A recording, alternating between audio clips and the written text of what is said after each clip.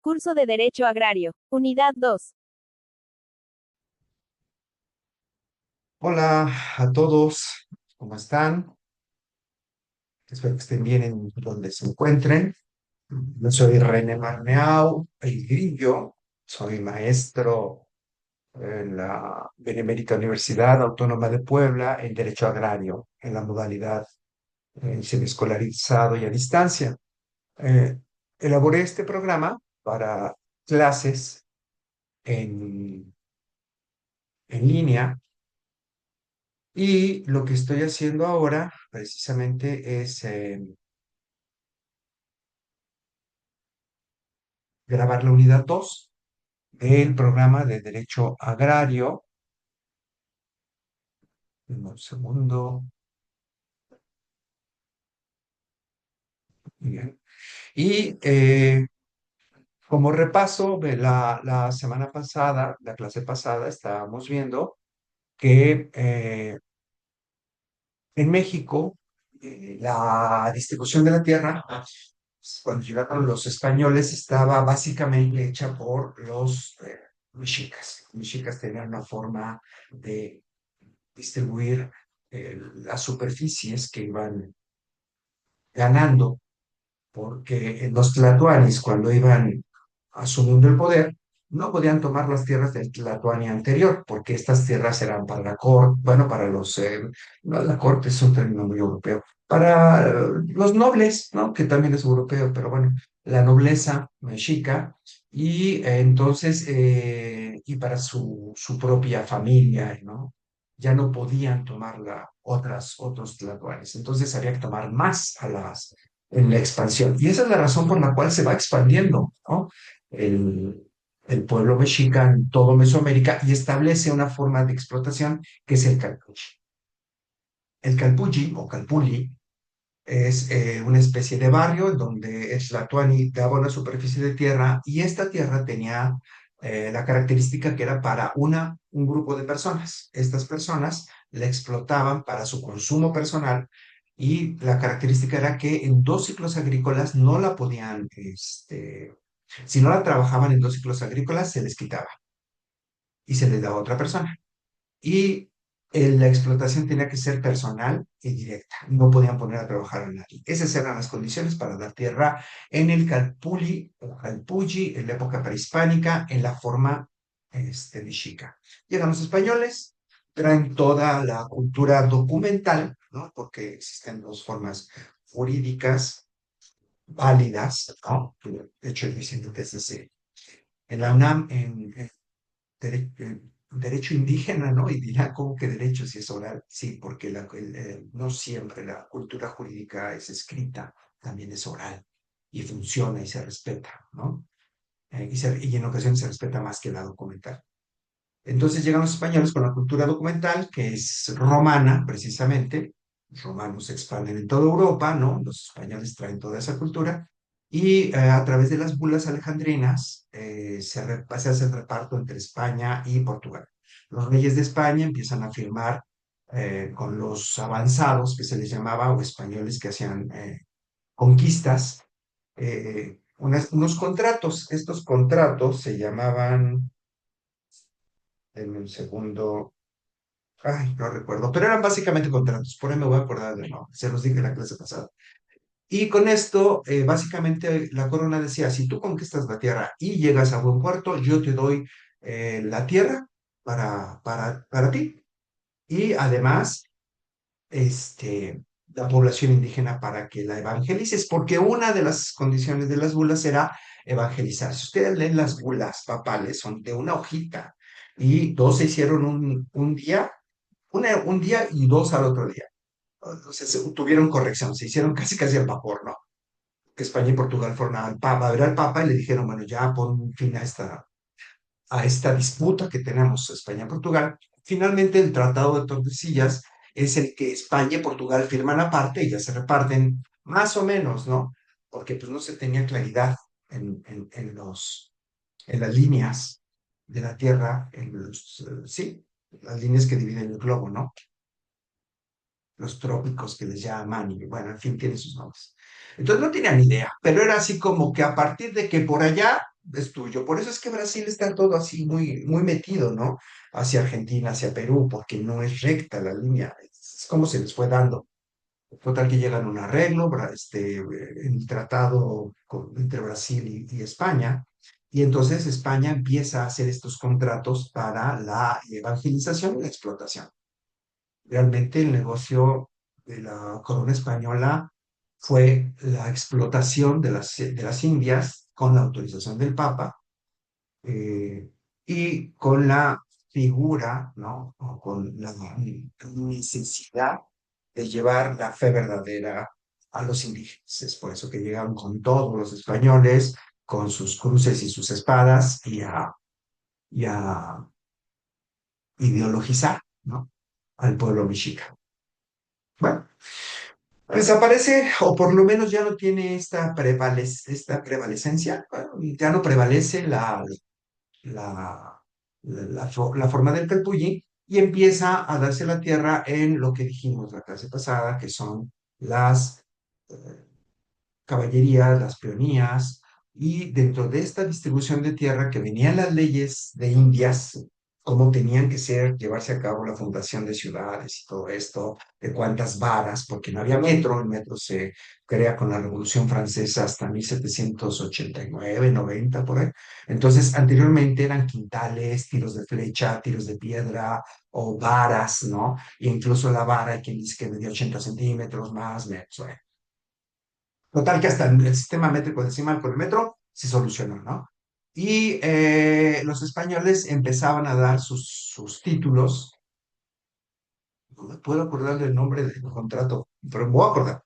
Los españoles empezaban a dar los títulos de propiedad, entonces al avanzado se le daba el título de propiedad de las tierras, un marquesado, ¿no? Por ejemplo, a Hernán Cortés le dan el marquesado de Oaxaca, y a las personas que iban haciendo conquista, pues les iban dando, ¿no?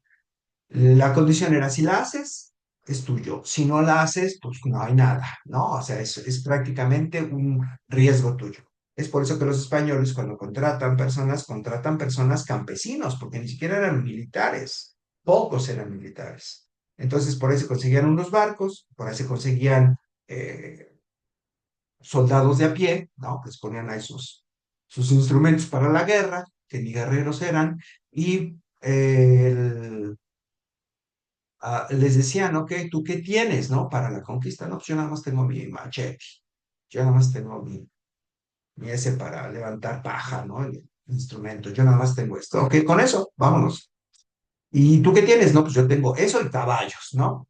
Por eso cuando llegan a las Indias y empiezan a repartir las tierras, se empieza a repartir en peonías, que son los soldados de a pie, que no contribuían mucho económicamente más que con su persona para la conquista, y a los de caballo se les daba las caballerías, que básicamente era el doble, ¿no? De las peonías en superficie. Y así se le empiezan a repartir, ¿no? Se les empieza a dar también las suertes, que eran los regalos que daba la corona. Dentro de estas tierras que yo te daba, también yo tenía las mías.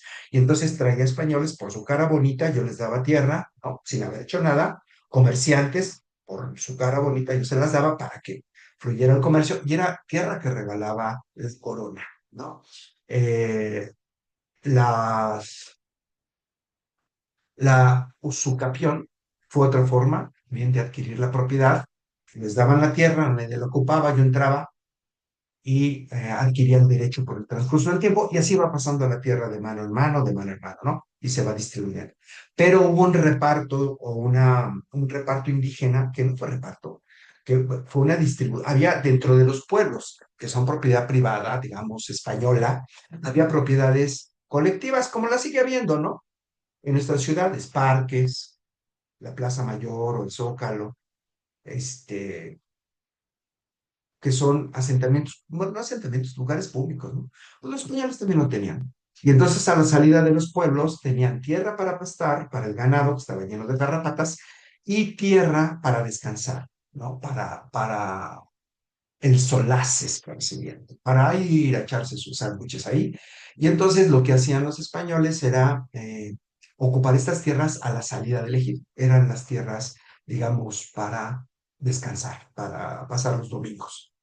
independientemente de la ciudad, porque sepamos también, se los dije, que en las leyes de Indias están las leyes de la fundación, o sea, ¿cómo se fundan las ciudades? Pues se fundan, ordena la corona española que se ponga la catedral o la iglesia principal, que se ponga la plaza pública y que enfrente se ponga el cabildo, que es el palacio municipal ahora, ¿no? Y entonces, este era el poder secular, século significa siglo, y siglo significa temporal, contra o enfrente del poder eterno, que es el poder divino. Iglesia, Estado, ¿no? Entonces, cabildo, iglesia, y enfrente la cosa nostra, la cosa de todo el pueblo. Ese es el espacio público que los españoles fundan. Por eso es que toda Latinoamérica tiene la misma construcción en sus ciudades. Se los decía, ustedes van a Brasil, no lo hay, porque no tuvieron ni Consejo de Indias, por allá la iglesia, por allá el parque, por allá todo, o sea, ¿qué onda, no? Porque es muy diferente, aun cuando y no es Hispanoamérica. Ay, España, ven que está España y Portugal juntito. Bueno, la península, aun cuando son peninsulares, eh, no tienen la misma distribución, porque los portugueses hicieron lo que quisieron con Brasil, los españoles lo que quisieron, ¿no? Entonces, los españoles, al tener el consejo, organizan de una manera específica, ¿no? A diferencia de los portugueses. Entonces, ustedes van Chile, Argentina, Perú, Bolivia, Brasil, yo conozco, Colombia, México, van a encontrar lo mismo, van a encontrar la iglesia, la plaza de armas y el cabildo, en todas partes, a donde vayan. Muy pocos lugares, pero por cuestiones geográficas. Apenas fui a Texcoco, me llamó mucho la atención, porque está la iglesia, la catedral de Texcoco y el parque está así, hacia allá, ¿no? No, no está enfrente. Eh, ya empecé a ver que es porque ahí había un templo prehispánico y en fin, ahí se levantó la iglesia y por razones poco comunes en las fundaciones meramente españolas, que no había nada, como Puebla, ¿no? Y dijeron, sale, de aquí somos, y entonces los españoles hicieron sus ciudades de esta manera, ¿no? Es súper interesante esto. También tengo la oportunidad de conocer Inglaterra, España, Francia, etcétera. Y ustedes van y tampoco tienen esta distribución. O sea, no la hay. No está aquí la iglesia, no está en la Plaza de Armas y no está la población municipal. Y eso para nosotros, los latinos, es súper importante, o los americanos españoles, hispanos americanos. Porque sabemos dónde está el centro, ¿no? Tú dices, oye, ¿dónde está el centro? Allá. Ah, ok, entonces allá está el oriente, allá está el poniente, allá está el sur, ¿no? Allá está todo. Yo ya sé dónde estoy. Allá no, allá no, allá no tienes este punto de referencia geográfico. Segovia, ¿no? O Toledo, van a esas ciudades, no hay esto, ¿no? Son medievales las ciudades, incluso se fundan sobre asentamientos también romanos. Entonces no tienen esta distribución. Esto es muy español. Y la cuadrícula, las ciudades en cuadrícula, es griega, además, ¿no? O sea, la primera distribución en cuadrícula es griega. Y por ahí tengo el nombre, si quieres se los paso, pero lo importante es que sepan que esta forma de ciudad, pues viene de griegos, viene de romanos, ¿no? Viene del Consejo de Indias, y que los latinoamericanos somos latinoamericanos hispanos, es que los portugueses son latinos también. Los latinoamericanos hispanos tenemos esto en común. Bien. Entonces, dentro de estas leyes de Indias, los terrenos de la salida eh, eran los ejidos. Fíjense, de ahí viene la palabra ejido. Porque la tierra de la salida del pueblo, en latín, salida significa, se escribe exit. De hecho, cuando ven los letreros, ¿no? En los cines americanos, ahí dice exit, ¿no? Salida. Y me parece, no estoy muy seguro, exitus, me parece que es la palabra en latín, no estoy muy seguro, pero exit sí significa salida o salir. Y entonces eran los terrenos que estaban a la salida de los pueblos españoles. Ese era elegido en la fundación de las ciudades. Ese era elegido. Bueno, con el pasar de los años están los españoles, viene después la independencia, no pasa nada. Y no pasa nada, ¿por qué? Porque los criollos traen toda la cultura documental, jurídica.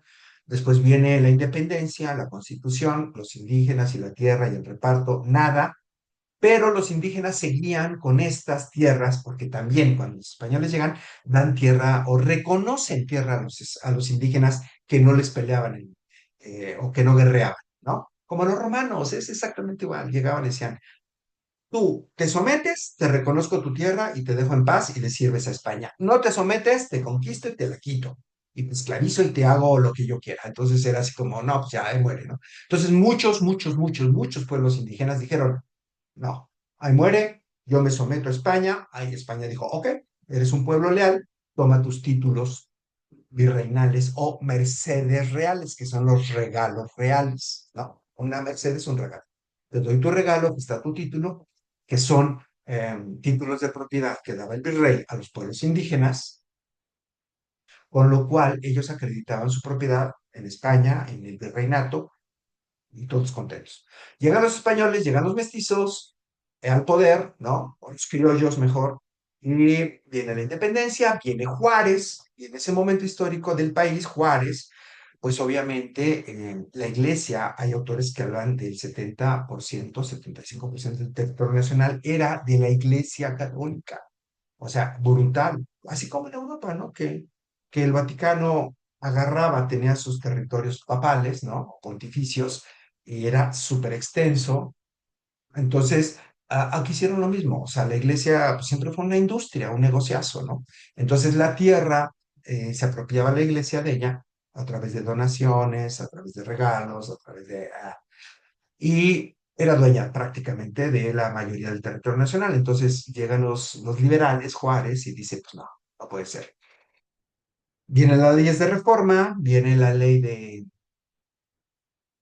desamortización, y con ello empieza el Estado a vender las tierras de las iglesias. Curioso, fíjense, ahorita les voy a decir cómo está la onda. Empieza a vender tierras de la iglesia a particulares. La condición era, tú me das en la ley de desamortización, en los transitorios, ustedes lo pueden leer ahí, sí, creo que es la de desamortización, o la ley esta de venta de bienes de la iglesia, desamortización de bienes, que desamortizar es desmuertizar, es quitar lo muerto a la tierra, ¿no?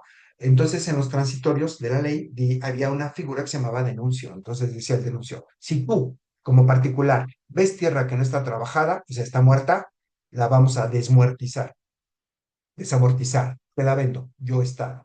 Te la titulo, me pagas la mitad, es tuya. Entonces, ¿qué hacían las personas? Iban a un juzgado civil, denunciaban el terreno, ¿no? Nadie está trabajando, se les escrituraba, iba el juez, iba el secretario, hasta tu título, todos contentos, adiós. De esa forma, a partir de Juárez, empieza o inicia el latifundio.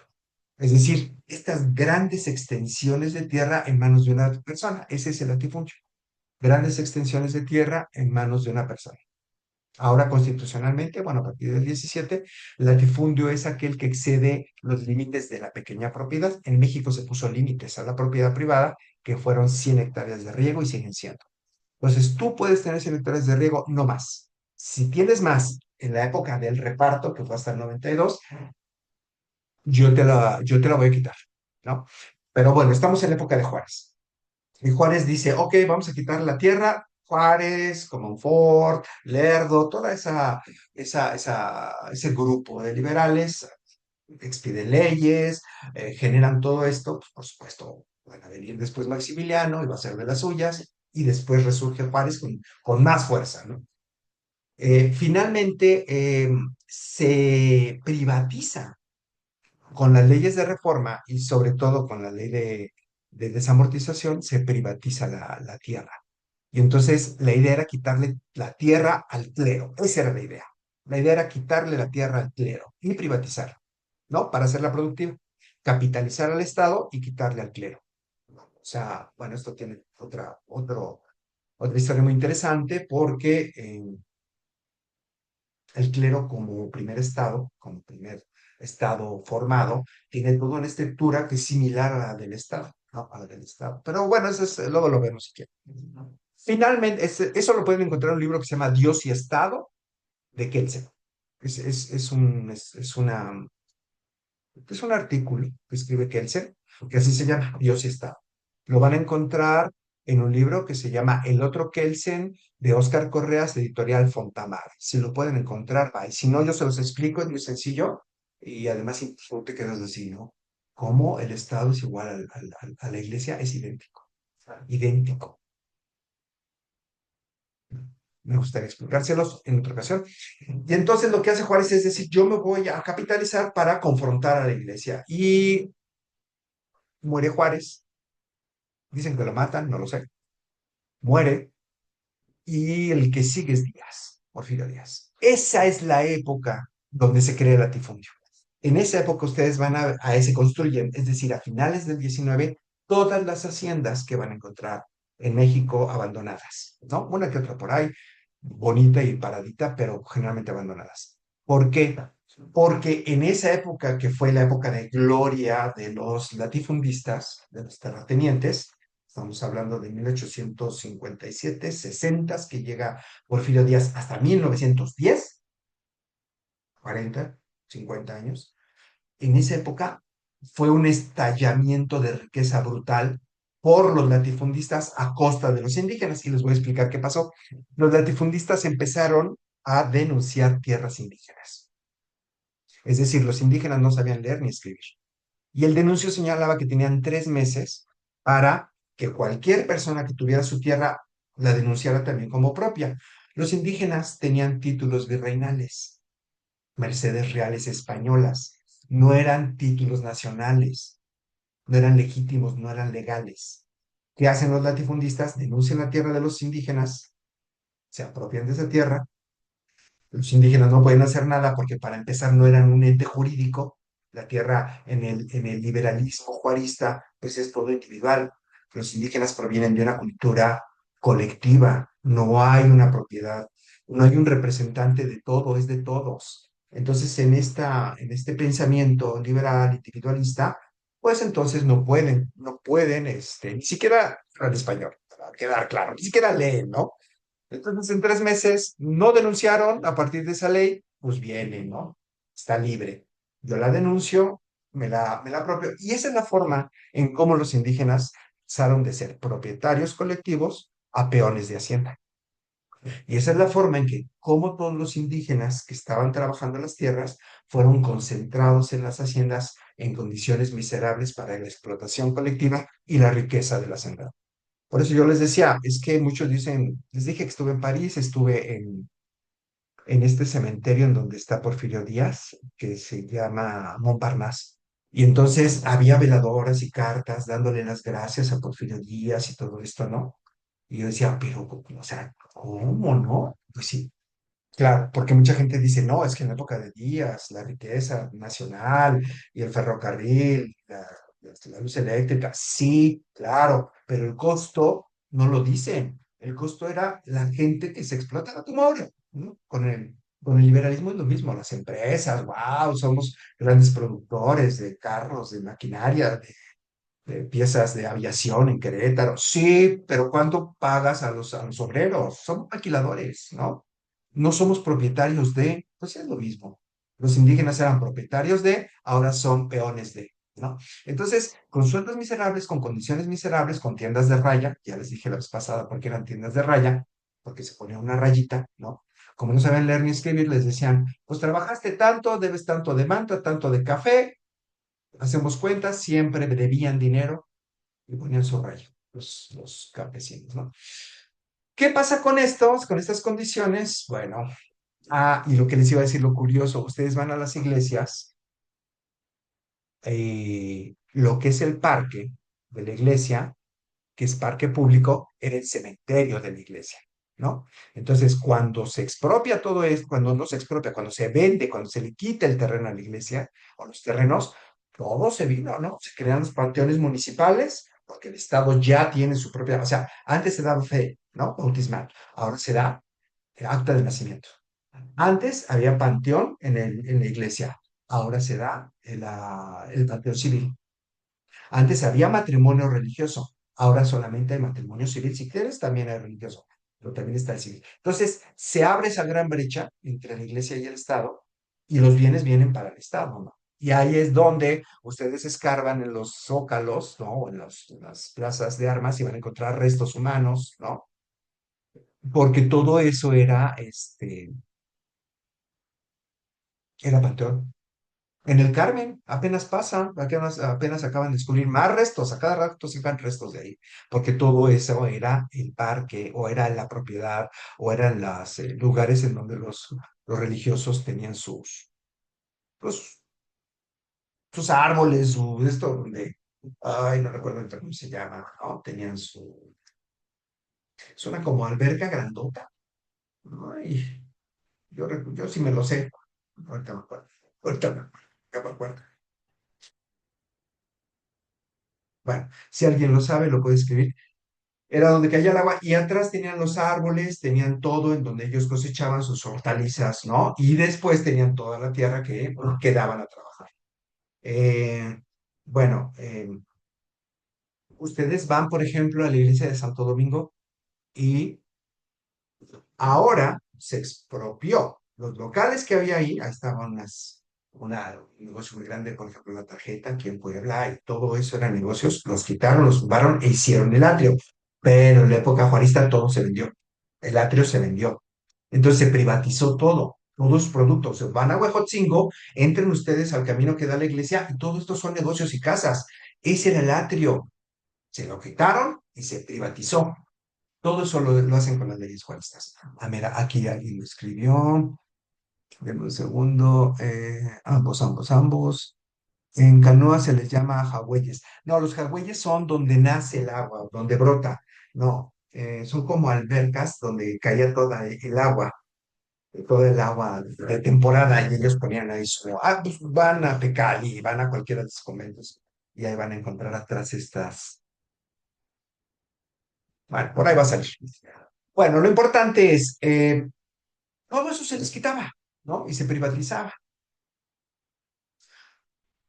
Y los propietarios, los hacendados, pues se hacen más y más y más ricos. Había un hacendado en Chihuahua que se apellidaba Terreros.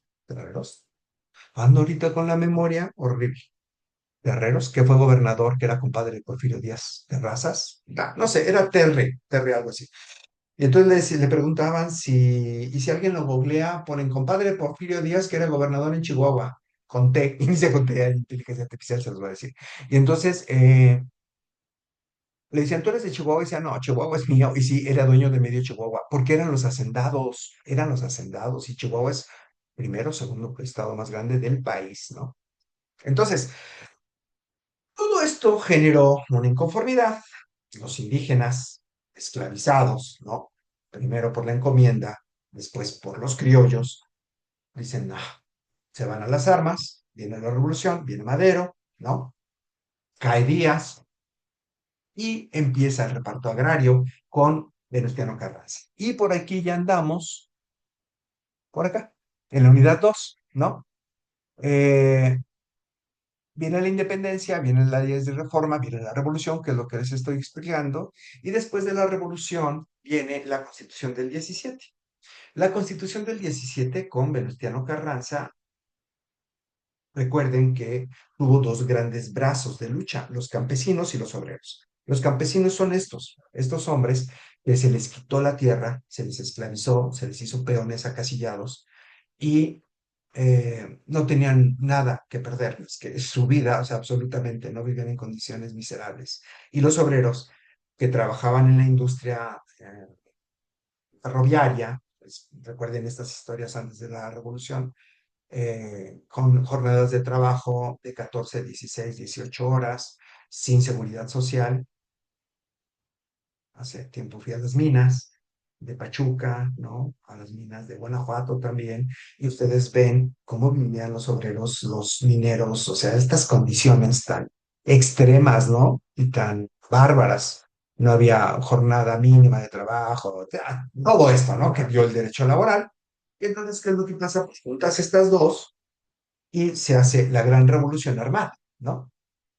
Esta revolución lo que va a hacer es derrocar a Díaz, sube Madero al poder, un buen hombre, ingenuo, no cambia al Estado Mayor, que dentro de este Estado está Huerta, traiciona al militar, da golpe de Estado, lo mata, Y viene la revuelta, ¿no? Esto fue por ahí del 12 que lo mata, me parece, 1912. Y Carranza, que es gobernador de Coahuila, dice, bueno, vamos a meter orden.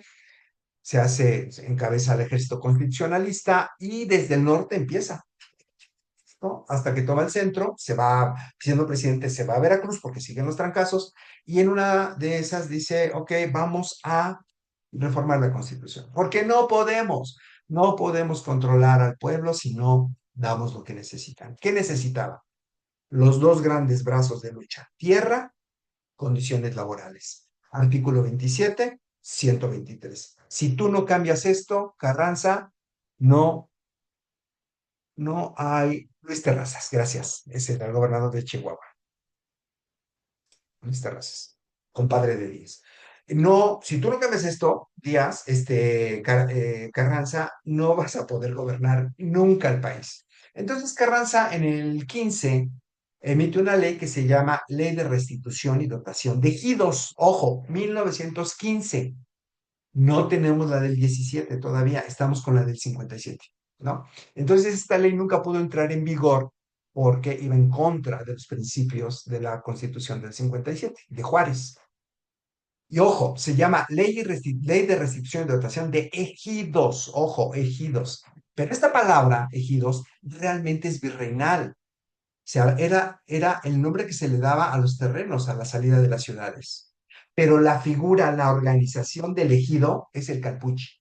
Es decir, el calpuche prehispánico es elegido actualmente. Realmente debió haberse llamado Ley de Dotación y Restitución de Calpuchis. Así debió haberse llamado.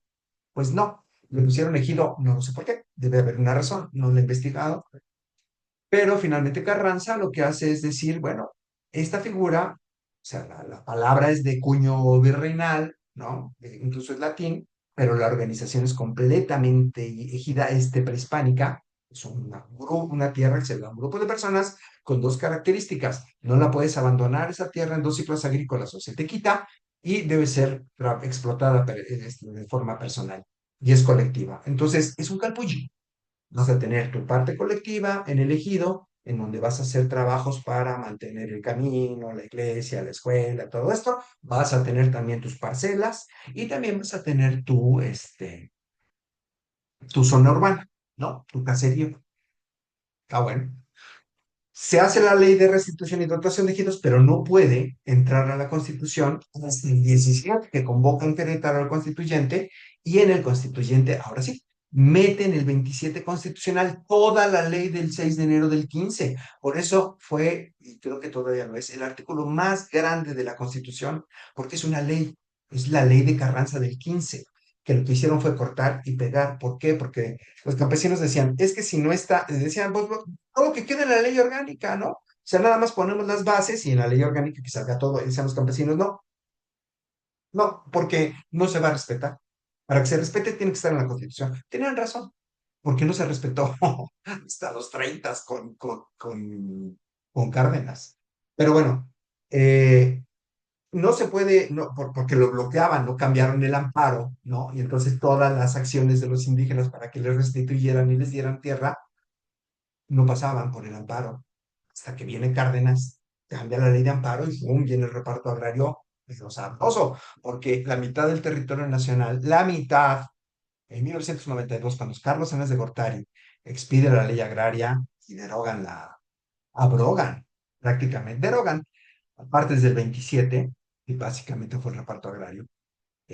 Emiten otra ley orgánica que es la ley agraria actual, y el territorio nacional era el 52% del país. O sea, la mitad del país era ejidos y comunidades agrarias. Ahorita no sé el dato, pero esto fue en el 92. Se empieza a privatizar a partir del 92 porque ese es el neoliberalismo. Estamos entonces con Carranza, mete el 27 constitucional, mete la ley del 6 de enero del 15 y por fin queda el reparto agrario a nivel constitucional. A partir de ahí surgen los ejidos. ¿Sí? Bueno, digamos que hasta aquí es la revolución y la llegada la llegada de la ley del 6 de enero del 15 a la Constitución. Ahora, denme un segundo, por favor, y vamos a ponernos en la unidad 2 solo para que me sirva de guía. Es chiquita, ¿eh? No se preocupen, ya vamos a acabar, ya vamos a acabar y vamos por el repaso. Denme un segundito.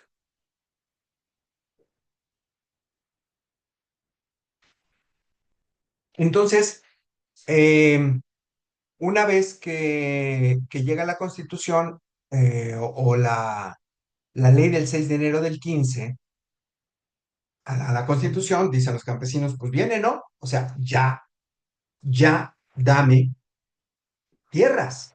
¿Qué? Pues porque son de los hacendados, yo sigo siendo peón acasillado y no me dan las tierras. Hay solicitudes, pero no me dan las tierras.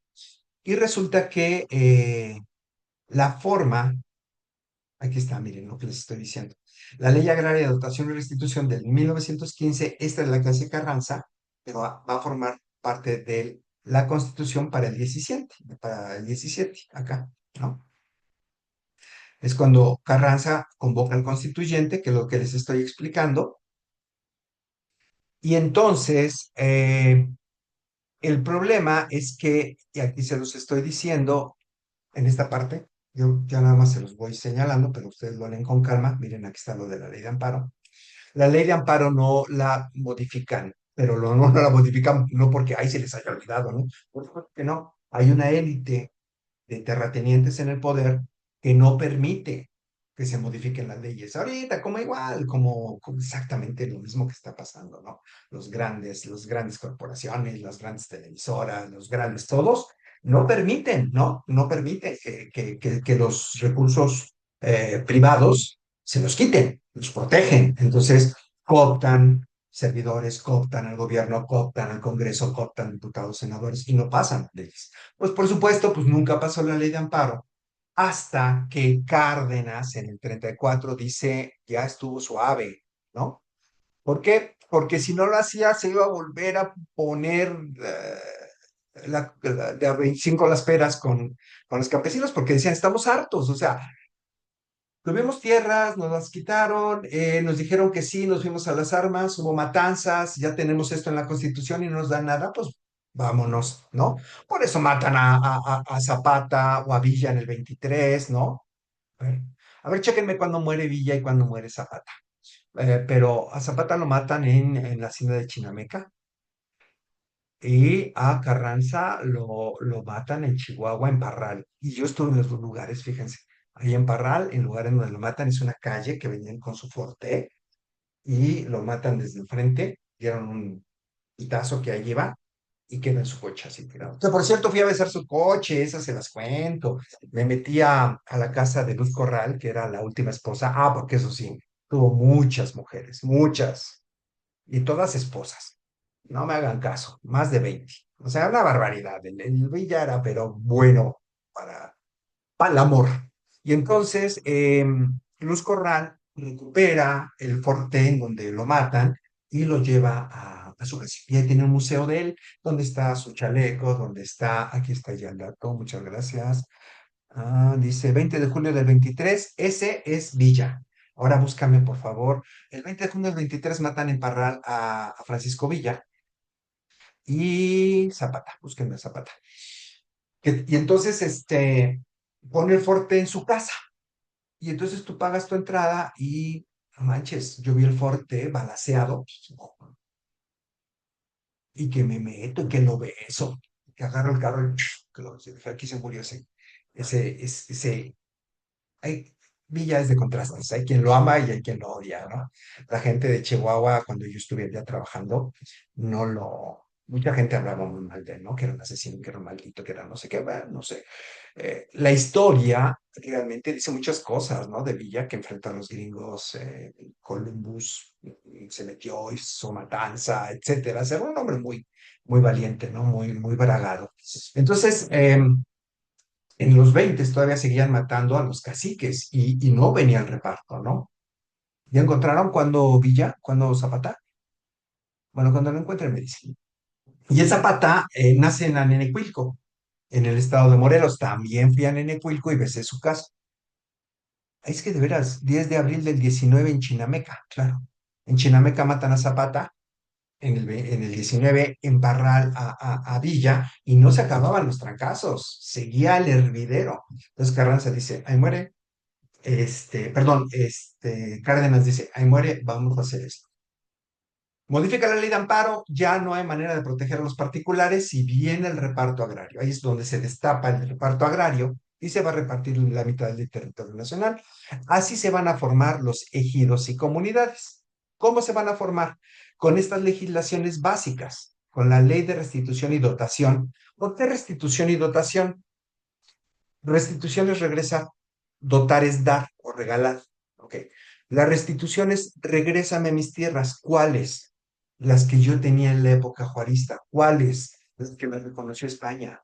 ¿Cuáles? Las que yo tenía título virreinal. Regrésamelas. ¿Por qué? Porque tenían título virreinal, vienen las leyes de Juárez, vienen los hacendados, viene el denuncio, se las quitan, los acasillan, los hacen peones, viene la revolución, pasa el 27 constitucional y dice, viene para acá, regrésamelas. Y la otra es, dótame. O sea, ya por las condiciones en que está la tierra, ya no me la puedes regresar. Ok, dótame. Es decir, dame tierra en el territorio. Cuando la Revolución Mexicana termina, me parece, 10 millones de mexicanos éramos, para el territorio nacional una barbaridad de tierra. Entonces, esta dotación es, Pina, pues no te doy acá, pero te doy allá. Bien, ¿no? Esa es dotación. ¿Por qué? Pues porque ahí hay una hacienda, nadie la ha reclamado, vas. ¿Cómo era este procedimiento? En los códigos del 34, del 40 y del 42 se señala cuál era el procedimiento. El procedimiento era muy sencillo.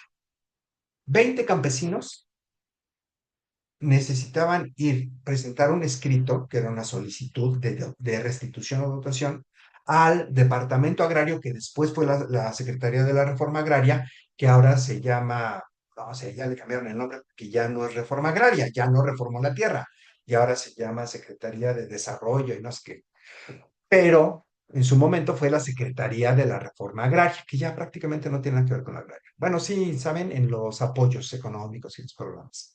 Entonces, pero ya, el reparto, cuando realmente había reforma, era, vas, presentas tu solicitud y recibía yo las conocí, yo trabajé en tribunales agrarios 17 años. Yo trabajé en el Tribunal Superior Agrario 5 años. Yo vi estos expedientes así, y aquí veía la solicitud, eran solicitudes de una hojita en donde aparecían 20 personas, firmaban, y con eso se iniciaba el procedimiento. Reforma Agraria recibía, o en su momento el Departamento Agrario, recibían esta solicitud y mandaban a hacer dos tipos de trabajos, los técnicos topográficos y los técnicos censales. La ley decía, de donde las personas solicitantes de restitución o dotación señalen el punto, se va a hacer un estudio, estamos en los topográficos, un estudio de 7 kilómetros a la redonda para ver qué propiedades existen. Y aquellas que rebasen el límite de la pequeña propiedad, que son 100 hectáreas, se les va a expropiar, pero como tenían sus bienes declarados en 50 centavos, se les pagaba 50 centavos. Se les va a expropiar y se les va a dotar a las personas, se les va a restituir, ¿no? Entonces, ¿qué hacían bien abusados? Ponían el centro en la hacienda, donde están los cascos ahora. No se vayan lejos, el Cristo, Santa Águeda, donde estaba el Quirico, a donde vayan, aquí, donde se paren, van a encontrar estas haciendas. Santa Águeda ahí en Valquirico, estuvo abandonada décadas, o sea, eran ruinas. Yo entré cuando eran ruinas. Se ponía el centro, ahí en la hacienda, y se medía, ¡fum! ¿No? Entonces, todo lo que salía de 100 hectáreas que se respetaba al propietario, 100 hectáreas, decían, ok, tú puedes tener 100, te lo respeto, pero tienes 20,000, ¿no? Tienes 15,000 hectáreas. Ok, 14,900 son afectables. Bien. Entonces, estas 14,900 hectáreas son ejemplos, ¿no? Decían, se expropia y se le da a los solicitantes. ¿A quién se les va a dar? Ah, bueno, a las 20 personas o más que sean los solicitantes de tierras. ¿Va? Se llevaban a cabo los trabajos técnicos censales, es decir, se contabilizaba a las personas, se iba al pueblo con personal de la reforma, Agraria, se iba al pueblo de los solicitantes y decían, sale fulano, mengano, perengano. Estas son las condiciones. Mayores de edad o menores de edad, pero casados, eh, que no hayan sido condenados por siembra de estupefacientes, que no tengan tierras en otro ejido. Entonces, veían, llenabas los requisitos, salen, eres candidato. Terminaba la medición, terminaba el conteo censal y se dictaba una resolución presidencial. ¿Qué es esto? Una sentencia del presidente de la República. No se le llama sentencia porque las sentencias son de orden jurisdiccional, son del Poder Judicial, pero tienen el mismo formatito, idéntico, resultandos, considerandos y puntos resolutivos, igualito. Nada más que está firmada por el presidente, por eso se llama resolución y no sentencia, pero el formato es igual. Y entonces las resoluciones decían, México DF, tal fecha, primer considerando, por escrito tal vinieron 20 personas y son fulano, y de los trabajos censales resultaron fulano, mengano, perengano como aptos, ¿no? O como candidatos o como, el término jurídico es, sí, hay aptitud jurídica, ¿no? Ya está. De los trabajos técnicos censales resultaron no, 7,000, 10,000, 15,000, 20,000 hectáreas, ¿no? De, de superficie afectable de la hacienda Cocolito. Tercero, toda vez que existen los campesinos y existe la tierra, se otorga a los campesinos de forma colectiva la superficie de tantas hectáreas que van del punto A al punto B, del punto B al punto C, del punto A, esos son los topográficos, del punto D al punto ta, cierras el polígono, o sea, la superficie, y ejecútese. Ya, esa era la resolución.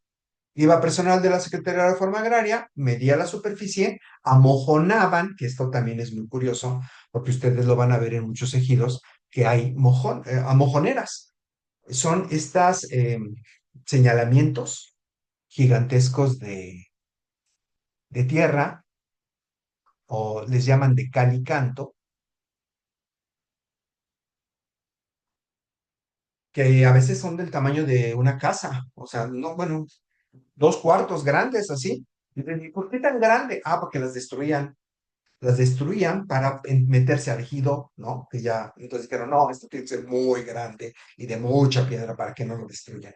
Y entonces amojonaban, ponían ahí, decían, de aquí, esta es mía, esta es mía. Y que ni siquiera es ejidal, ¿eh? Las mojoneras vienen de Roma. Las mojoneras igual tenían su forma de crear ciudades, tenían su forma, sus rituales, y tenían incluso un dios en el cual se asentaba ahí el punto de la mojonera, que no me hagan caso, tiene otro nombre, pero era un dios que daba el límite, o los dioses del límite que protegían, ¿no? La superficie, y ahí era el punto en donde ya no podías pasar porque era tierra de tal persona, en fin. En los ejidos pasa lo mismo. Lo van a ver mucho. Lo van a ver en los pueblitos. Salen del pueblito y por ahí ven una cosa así de piedra y dicen, ¿y esto qué onda? Es una mojonera, ¿no? Que les indica a los demás que ya no se metan ahí porque es propiedad colectiva. Ya está. Entonces, iban, se medían, se cerraba el polígono, se les daba a las personas y las personas lo que hacían era dividírsela. ¿Cómo se lo dividían? Era hermoso, de verdad yo conocí todavía gente cuyos padres y abuelos lo hicieron. Y decían, ¿cómo lo hacían? En bote, ponían papelitos en bote, porque todos querían las tierras que estaban pegadas al pueblo, ¿no? Ah, para esto cerraban el camino del propietario, ¿no? Agarraban la tierra, cerraban, y el propietario ya no podía entrar a la hacienda. Tenía que demandar una servidumbre de paso y pues nunca se las daban, y si se las daban lo mataban, y si se metían los peones, los que cuidaban las haciendas, los que eran los que ejecutaban las órdenes del patrón, pues también se los echaban, ¿no? Este, y entonces las abandonaban. Por eso las haciendas quedaron abandonadas y saqueadas, porque ya no tuvieron el paso, pero en realidad fue tierra que se devolvió, no se las quitaron, se devolvió por el abuso con las leyes de reforma. Juárez fue muy bien intencionado, yo no digo que no, fue bien intencionado, pero el efecto, pues fueron otros, los ganones fueron otros, fueron los hacendados. Él quería perjudicar a la iglesia, no a los indígenas, él era indígena, pero pues agarró parejo, no pusieron límites, viene Díaz, dijo de aquí soy, y a privatizar todo, ¿no? Bueno, y entonces, déjenme ver, perfecto. Ya ni sé cuánto vamos, pero ya mero. Y entonces, ¿qué es lo que va a pasar? Que se empiezan a formar los ejidos, ¿no? Con esto, con este procedimiento de restitución y dotación. Para 1942 había superficies de indígenas que nunca se les quitó la tierra, porque hay que decirlo, no a todos se les quitó. O sea, había tanta que a muchos indígenas se les respetó porque simplemente pues, eran inaccesibles. Generalmente en las sierras, ustedes van a Cuetzalan, van a pueblos, o pueblos muy aguerridos, ¿no? De estos zapotecas, mixtecos, donde decían, no, con esto ni te metas, ¿no? Entonces, muchos conservaron su tierra y sus títulos virreinales. Yo los conocí. Y entonces, ellos no tenían forma de decir, oye, restitúyeme, porque, pues, ¿qué les vas a restituir si nunca se los quitaste? Dótame, pero pues, ¿cómo te voy a dotar si tienes tierra? ¿Cómo te voy a dar? Ok. Entonces surge una figura en el Código del 42 que se llama reconocimiento y titulación de bienes comunales. Esta figura. Básicamente, los indígenas seguían otra línea. No presentaban una solicitud que no era de restitúyeme y dótame, sino reconóceme. Entonces iban con el Estado y decían, oye, reconóceme mi tierra que tengo desde tiempos prehispánicos, ¿no? Inmemoriales, decían. No. El código decía, ok, deben presentar el título, porque si bien es cierto, las tierras dicen que los han poseído, por lo menos deben de tener el título español, y lo presentaban. Los títulos virreinales los presentaban. Yo rescaté unos, ahí por ahí en un video lo cuento, rescaté unos del Archivo General de Notarías. Ahí encontré los títulos virreinales de un pueblo indígena que los había perdido hace 60 años. No sabían dónde estaban y yo los encontré con base en su expediente, ¿no? Pero era un expediente de 10 legajos. Ya lo habían estudiado muchísimas personas y yo les decía, aguanten, es que no encuentro sus títulos. Y me decían, es que licenciado, mi papá, mi abuelito lo tenían, era la carpeta negra, ¿no? Así como que era así como mágico, ¿no? Este es el documento de nuestro pueblo, nuestra carpeta negra, que nada más habían visto como carpeta negra, porque pues no sabían leer ni escribir, ¿no? Pero se la dimos a un abogado y entonces nos llevaron al baile, pero sabemos que existe. No, está mal. Y busque, busque, busque. Y entonces una vez les decía, pues vénganse, y pasaban 3 meses, y en un rato que yo tenía, chin, chin, chin, chin, buscaba y no. Pero iba yo separando y separando en mis expedientes, porque eran 10 legajos, o sea, son expedientes, les juro, no, en cajas. El expediente eran cajas, así, donde se ponen, hagan de cuenta 10 15 cajas. Y entonces tienes que chutarte por cada caja por lo menos 2 legajos. Encuentra una hojita. Pues órale, ya hay uno por uno, hasta que encontré un papelito en papel china, apenas se podía leer, de 1940 y tantos, en donde el notario mandaba al Archivo General de Notarías, un notario que no sé qué, por qué pararon allá sus títulos, mandaba al Archivo General, mandaba a la notaría, perdón, la notaría que había recibido este escrito, cada 5 años mandan al Archivo General de Notarías todo su resguardo. Y entonces esta notaría lo que hizo es, informó al Archivo General que le mandaba los títulos. Y entonces lo encontré y dije, aquí están los títulos virreinales. El pueblo se llama Teotongo. Tenía un problema con Tamazulapa, cerca de Guajuapan de León. Yo encontré los títulos de Teotongo en una notaría, por sépenselo.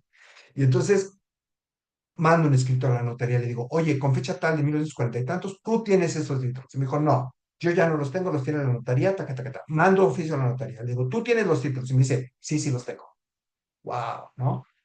Entonces Jerónimo, don Jerónimo, que era el mandamás del poblado, agradecidísimo el hombre, ya habían pasado muchos abogados, muchos funcionarios, nadie lo pelaba, hasta que le encontré sus condenados títulos a don Jerónimo, me adoraba, un viejo bigotón, sí, me adoraba el viejo.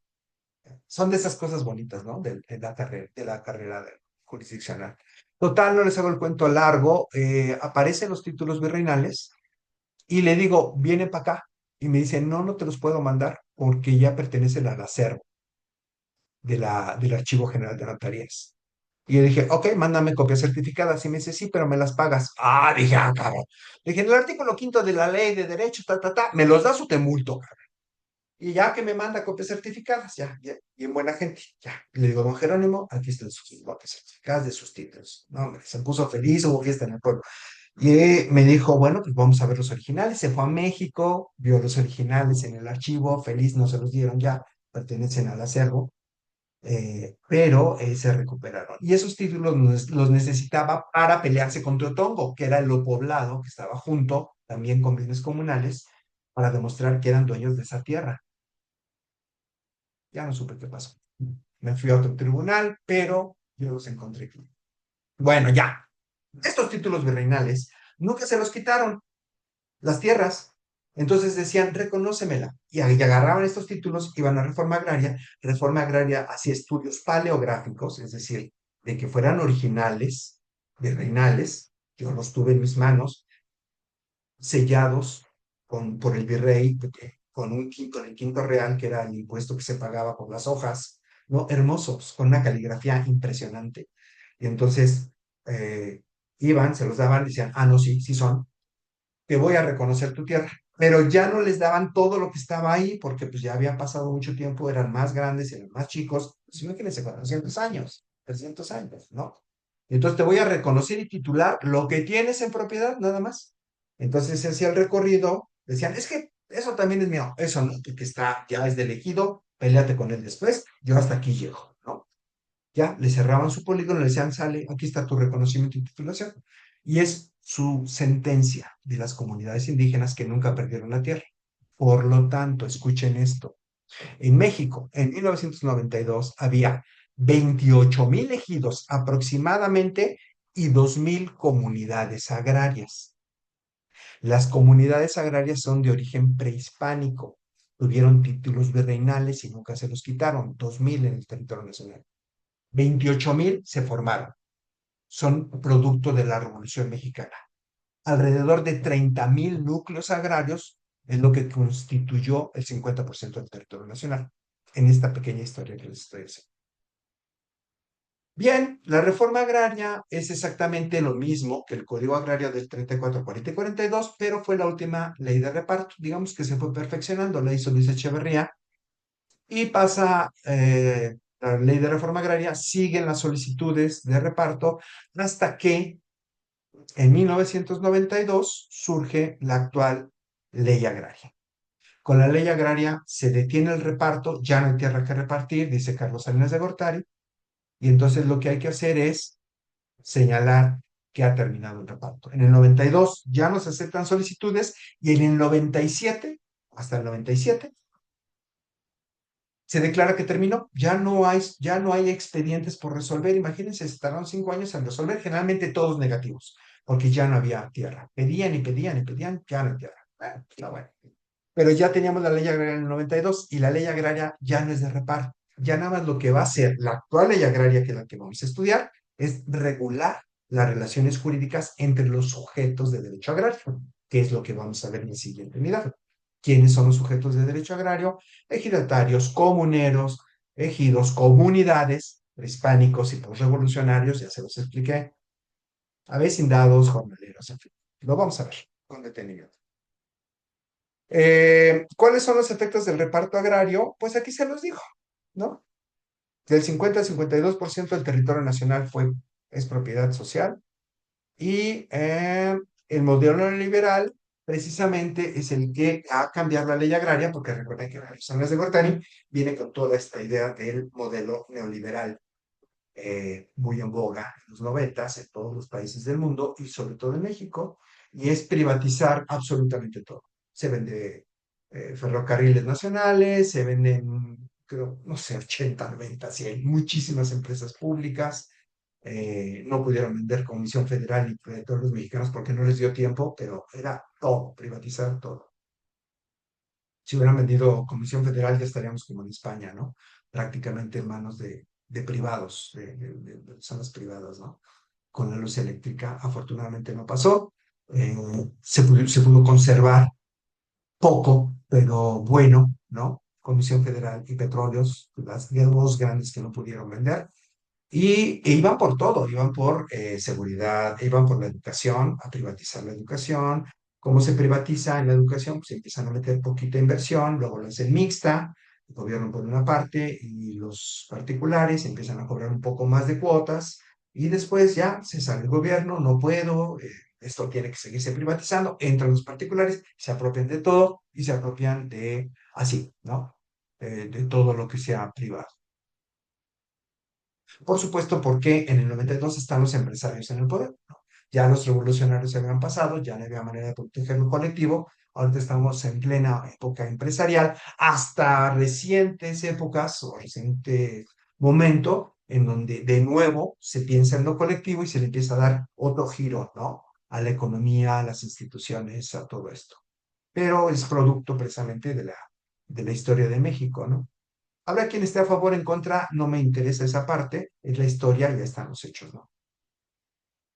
Bueno, para reformar el artículo 27 constitucional, Carlos Salinas de Gortari dice, ya no hay tierra que repartir. Esto es falso, porque si estamos diciendo que en el territorio nacional el 50% era ejidal, pues el 50% era privado, ¿no? O sea, dice, ya no hay tierra que repartir. No, no, sí hay, y hay mucha, pues la mitad del territorio. Lo que no hay es voluntad de repartir, precisamente por el modelo, ¿no? Hay que privatizar. Entonces, esa es su visión. Incluso yo leí la exposición de motivos, la tengo ahí, cuando quieran se los doy, y dice, el Estado dejará de ser paternalista. ¿Qué significa? Va a dejar de proteger a los núcleos agrarios. ¿Por qué? Porque ya son mayores de edad, ya están grandecitos, ¿no? Entonces, como ya están grandecitos, ya no hay que financiarlos. En 1970, en los 70, México era autosuficiente en materia alimenticia, completamente autosuficiente. Para los 90, para el 2000, México, el 70% de su alimentación era extranjera. Porque con el modelo neoliberal se pasó de una producción nacional agrícola a una producción industrial. Y el fenómeno es este. ¿Cómo se aplica el neoliberalismo en normas? Cambias el tercero constitucional, cambias el 27 y cambias el 123. Ojo, si en el tercero constitucional la educación era, o la educación garantizada era la secundaria, o no recuerdo, la primaria, secundaria, con Carlos Sáenz de Gortari a nivel constitucional sube a bachillerato. ¿Qué es el bachillerato? Es la capacitación técnica de personas. Es decir, tú salías con tu prepa, nada más con tu prepa, pero como se crea el bachillerato, ahora sales como técnico en, ¿no? En electricidad, en lo que sea, no lo sé. Hay muchos chistes de estas escuelas que preparan bachilleratos técnicos, pero los chavos salen con estas capacidades, ¿no? Finalmente pueden operar y se pueden contratar, hay que decirlo. Cambias el 27 constitucional y dices, ya no hay tierra que repartir, ya no voy a dar apoyos al campo, desaparezco Conasupo, desaparezco Ban Rural, que financiaba los ejidos, desaparezco Café, el café, que garantizaba el precio del café, desaparezco Maíz, que garantizaba el precio del maíz, desaparezco todo. Y entonces, viva la libertad económica. Pues, ¿qué va a pasar? Que el ejido se viene para abajo. El ejido se viene para abajo. Ya no hay forma de sostenerse por sí mismo. Ah, pero ya es adulto, ¿no? Le voy a dar la capacidad de asociación ahora para que produzca riqueza. Mentira, era tronarlo. Todo el neoliberalismo está enfocado a tronarlo, y tanto lo tronaron y privatizaron que todo lo que ustedes ven en lomas, aquí de no sé cuántas lomas, todo eso vigilado.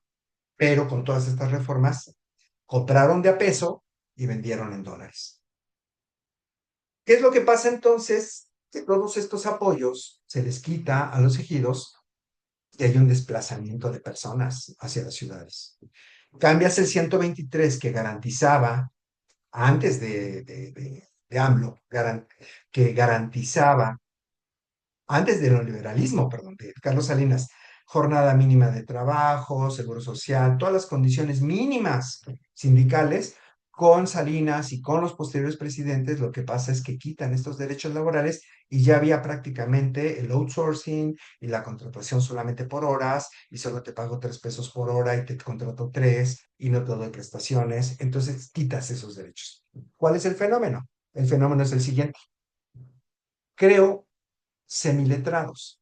Esto significa personas que pueden leer manuales, porque no lo pueden hacer con la secundaria. Ya pueden leer manuales. Quito el apoyo al campo.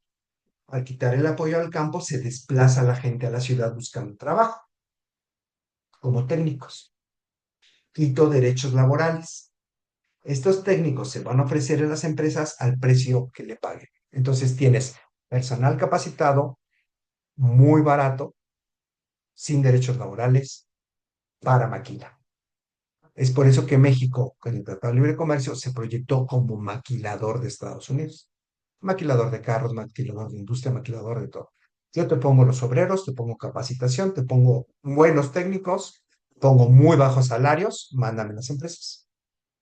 Entonces, por eso dicen, es que México era el cuarto productor nacional de carros, sí, pero nunca fueron nuestros, siempre fueron carros extranjeros. Es que México crea las turbinas para que dé Querétaro, para los aviones, sí, pero no son nuestras, nada es nuestro, todo es maquila. ¿Cómo lo haces? Así, baja derechos, paga barato, manda todas estas personas necesitadas a las industrias. Y como son miles y miles, pues nada más las vas pateando y las vas tronando y el que se ponga, güey, pues les quitas sindicatos, les quitas derechos, les quitas todo, no pueden hacer nada, ¿no? Y capacitarlas, o sea, fregonas. Chulada, chulada de país. Bueno, esto fue el neoliberalismo y obviamente tiene que ver con, otra vez, con lo laboral y con lo agrario. Por supuesto, tú quitas esto y se te viene de nuevo todo encima, obvio. Quien no lo ve es porque no conoce la historia del país, no conoce la historia de México. Y ese es el efecto del neoliberalismo. Bien, breve análisis del modelo neoliberal, es eso lo que les estoy diciendo. O sea, les estoy diciendo cómo nace el neoliberalismo después de la Segunda Guerra Mundial. En Suiza se reúnen Milton Friedman y Karl Popper en Suiza y replantean este nuevo modelo, así como que, bueno, si ganamos la guerra, ¿qué vamos a hacer? ¿No? Porque estos rusos se nos vienen encima. Y entonces crean todo este modelo de volver a tomar el neoliberalismo y a partir de los 70 en México, con Kissinger y en Chile, con bueno, Kissinger y Echeverría y los presidentes de esa época, y en Chile con Salvador Allende, que ya era un país socialista, y con Pinochet, con los golpes de Estado, Estados Unidos vuelve, ¿no?, a infiltrar todo este modelo para que en los 90, 20 años después, se privatice todo de nueva cuenta en pocas manos, ¿no? Es decir, el liberalismo sí ha hecho muchos ricos, pero pocos. La mayoría ha hecho más, mucho más pobres. Están las estadísticas. Mi hijo que es economista, le voy a preguntar más o menos cómo está. Y entonces, todas estas empresas, la doctrina neoliberal se dirigió a resucitar las ideas liberales clásicas, ¿no? Y desarrollo de otras de importancia y figuras como las personas morales, es decir, cómo voy a operar en los países como personas morales, ¿no? Hago empresas como Walmart, Home Depot, McDonald's, y entonces yo me enojo, ¿no? Como obrero, y el empresario nunca lo conocí porque está en Estados Unidos, ¿no? O está, es de otro país, lo que hay aquí son gerentes. Entonces, a través de las figuras, de la figura moral, ¿no?, de la sociedad, es como se empiezan a infiltrar pues, los intereses y las grandes corporaciones. Por eso, un maestro que yo tenía veía a los oaxaqueños son tremendos y admirables. Yo viví en Oaxaca, los adoro porque son súper inteligentes. Decía el maestro, hay que ver a Oaxaca. Ellos no van a agarrar al gerente y lo regañan o lo arrastran por no pagar sueldos ni nada, ¿no? ¿No? Ellos lo que hacen es se paran enfrente de Walmart y nadie entra. Se paran enfrente de Home Depot, nadie entra, ¿no? ¿Para qué van a ver al presidente municipal si es un gato más de las corporaciones?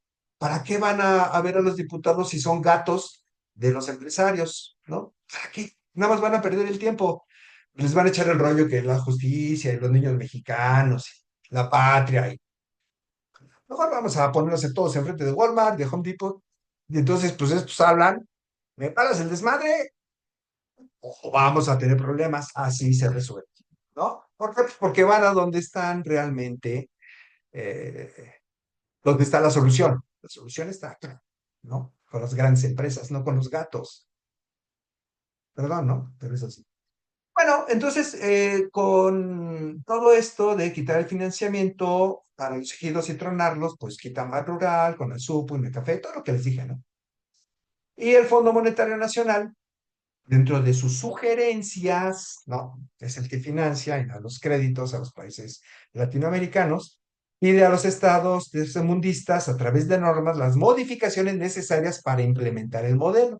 Y entonces cambia el 27, cambia el 23, cambia el tercero, cambia el 27 y cambia el 123, ¿no? En 20 años, no fue todo al mismo tiempo.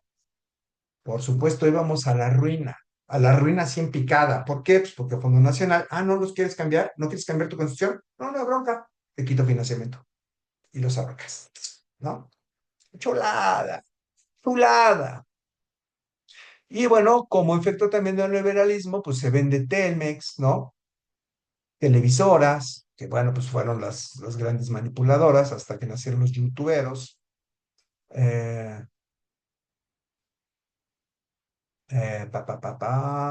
y dice aquí, la población en miseria. Solo recuérdese el intento de las corporaciones Monsanto y DuPont para la venta de la semilla transgénica, ¿no? Que finalmente ganaron el juicio. Ahora lo que dicen es, sí, sí ganaste el juicio para vender tu semilla de porquería en México, no la compren, con eso es suficiente, aunque no la compren es suficiente. Entonces lo que está haciendo el Estado mexicano es fortalecer precisamente ahora el agro para que no se pierda la semilla y no seamos dependientes económicos, porque la semilla transgénica, ustedes lo saben, no da, o sea, tú te comes el maíz y lo siembras y se muere, o sea, no puede producir porque es transgénica, está alterada genéticamente, ¿no? Tú tienes que seguir produciendo y sacar de ahí mismo porque si no, te vas a volver esclavo del otro. Entonces dicen, no. Y miren qué chulada, llegamos a la 3 creo que sí me volví a pasar de tiempo. Pero bueno, creo que quedó cerrada la idea de cómo es que van cambiando las leyes y nuestra actual condición como país. Bien. Bueno, voy a aprender sus micrófonos. Si alguien tiene alguna duda, que haya escrito, que quiera participar, breve, concreto, ya vamos de salida y se las contesto. Si no, si es muy larga o algo, lo hacen en el chat y yo también se las contesto ahí, ¿no? En el grupo. Les voy a activar sus micrófonos. Si alguien tiene algo que decirnos, algo que comentar, adelante. Lo único que les pido es que levanten su mano para que no hablen uno encima del otro. ¿Alguien quiere comentar algo, decir algo? ¿Le llamó la atención algo?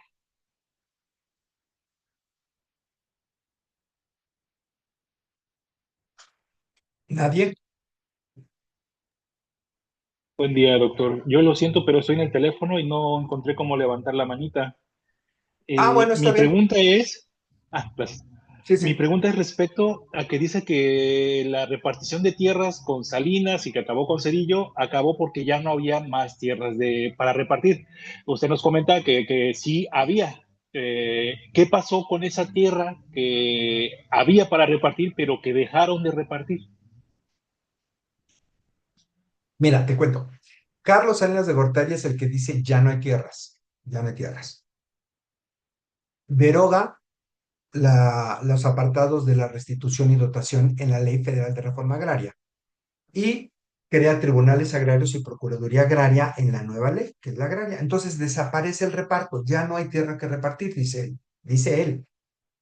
Con Cedillo en el 97 es cuando todas las solicitudes que hasta el 92 entraron se pudieron resolver. O sea, 5 años tardaron en dar contestación a todo lo que no se pudo dar contestación en tanto tiempo, porque eran decenas de cientos de solicitudes de tierra y eran parados, o sea, simplemente ahí estaban muertas las solicitudes. Había que resolverlas. Entonces, en el 97 se dicta la última resolución diciendo, no hay tierra. Ya con eso. Ahora, Cuando Salinas dice, ya no hay tierra que repartir, que esto es en el 92, con la exposición de motivos que les leí, que la tengo, eh, queda el territorio nacional, el 50% del territorio nacional como propiedad privada y queda el 50% como propiedad social, es decir, como ejidos y comunidades. ¿Qué pasó con esta? Que creció más, porque ahora esta se puede privatizar, pero eso lo vamos a ver más adelante. Entonces, los ejidos y las comunidades empiezan a vender tierra, a privatizar.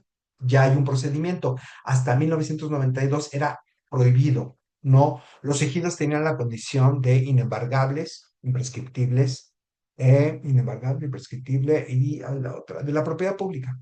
Imprescriptible, inembargable y no podías adquirir derechos con él en el tiempo, no podías venderlo, no podías transmitirlo, nada. Entonces, es como si quisieras vender el Zócalo o la Plaza de Armas, no puedes, es público. Quiero embargarlo, no puedes. Bueno, los ejidos tenían esta condición, no podías privatizarlos. Inalienable, gracias, inalienable, prescriptible, inembargable. Y entonces, no, o sea, no lo puedes vender. Entonces, en 92, a este 50% de propiedad social, Salinas les quita eso y permite la privatización. Y es aquí donde el 50% del territorio nacional, y particulares, empiezan a adquirir esta tierra de nuevo. Y tú dirás, sí, pero la Constitución dice que en México se prohíbe el latifundio. Sí, o sea, que nadie puede tener más de 100 hectáreas. Sí, pero también la Constitución dice que los gobiernos locales, o sea, cada legislatura, hará su propia ley de venta de latifundios. Creo que existen 2 estados o 3 que la tienen y nunca la han aplicado. ¿Qué es lo que está pasando?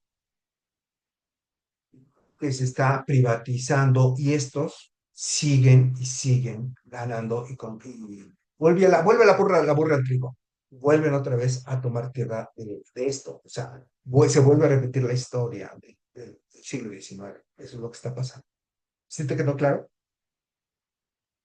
Sí, doctor, gracias. Y bueno, bueno, me queda el saber que también tuvieron un beneficio con esta ley del 92 al poder disponer de su ejido para como ellos gustaran. Claro, el beneficio es que les dieron dinero, compraron lo que tenían que comprar y ya no tienen nada que producir. Ese es el beneficio. El Es beneficio es cierto. que se les dio el bachillerato y se fueron a las ciudades a trabajar a las grandes empresas. Ese es el beneficio. Cuando anteriormente del 92 sí había apoyo al campo. Pero bueno, sí, depende de cómo cada quien lo vea, René. Lo callo. Gracias. Gracias, doctor. Bien, ¿alguien más? Me gusta que me digan doctor, no soy doctor, solo tengo la maestría en la UNAM, pero maestría en docencia, pero no soy doctor. Si quieren decirme doctor, pero no soy maestro. ¿Alguien más? Disculpe, Alberto, sí, ¿tiene el dime. mismo valor comercial una tierra de ejido que una tierra de un particular? ¿Tiene la misma qué, perdón? El mismo valor comercial o para adquirir los derechos. Bueno, te voy a decir cómo es. Esto lo vamos a ver hasta procesal agrario, pero te lo voy a decir rápido. Los ejidos, para poder privatizar la tierra, tienen que convocar asamblea. Uno de los requisitos es que haya el 50% más uno, así como requisito mínimo, que haya un notario y que haya un representante de la Procuraduría Agraria. Y entonces se le autoriza el dominio pleno al ejidatario que tiene su parcela. Vamos a ver que los derechos de un ejidatario solo son usar y gozar, porque la propiedad es social, es del ejido. Cuando se le autoriza el dominio pleno, él ya puede vender. Entonces, quienes realmente hacen estas asambleas no son ellos, son empresarios. ¿Por qué? Porque hay que pagarle el día a las personas que van a ir a dejar de trabajar para estar en las asambleas. No se hace nunca en la primera asamblea porque hay que juntar el quórum y es muy complicado. Hay gente que trabaja ya en otras ciudades y hay que traerla y hay que hacer todo la depuración del censo. Es muy complicado y costoso. Y entonces cada vez que va el notario cobra, ¿no? Y cobra y nada. Entonces los empresarios financian, tienen, pues así están hechos todo lo que está alrededor de Puebla, donde está toda la parte de Angelópolis, fue así, ¿no? Pagan, sale, ya, se consiguió. te autorizaron dominio pleno, la asamblea te lo autorizó. Tu certificado parcelario ahora va a pasar a ser título de propiedad. Te lo compro, ¿no? Ya es privado, se segrega del ejido. Te lo compro de a 10,000 el metro y lo voy a vender en dólares para construir torres, para construir todo lo que ven alrededor de Puebla, ¿no? Entonces, pues no, no es igual. O sea, tú compras ejidos muy baratos porque financias para que se haga este movimiento y la verdad es quitarlo y dejarle a la gente su dinero para que, pues ya, una vez que se lo acabe, no haya más que hacer. O pongo un negocio y pues pueda vivir de él, no sé, pero finalmente la tierra la venden brutalmente. ¡Bebé! Angelópolis, a ver cuánto te cobran nada más por hacer una fiestecita en el pasto y dañarlo. Oh, muchas gracias. Ujú. ¿Alguien más? ¿Alguien más? Bien, pues muchísimas gracias a todos por estar acá. Lean la unidad 2. Si tienen dudas, las hacen valer en el chat. Si tienen una opinión contraria, también la pueden hacer valer, no hay ningún problema. Lo cierto es que yo los invito a que conozcan la historia, conozcan las condiciones, que vean los niveles económicos de México en cada etapa y reflexionen al respecto, ¿no? Habrá quien diga, no, pues, así estábamos mejor, ¿no? Está bien, correcto. Habrá quien diga, no, pues es que la reforma agraria no sirvió, ¿no? Nada más. Empobrecía a los hacendados. Pues está bien, no hay problema. Pero chéquense la historia, lean la historia. Y cualquier aportación, cualquier cosa, háganmelo saber. Y aquí estamos para servirles. Soy René Marneau, el Grillo. Y la próxima clase vemos la unidad 3. Yo les agradezco mucho y chao.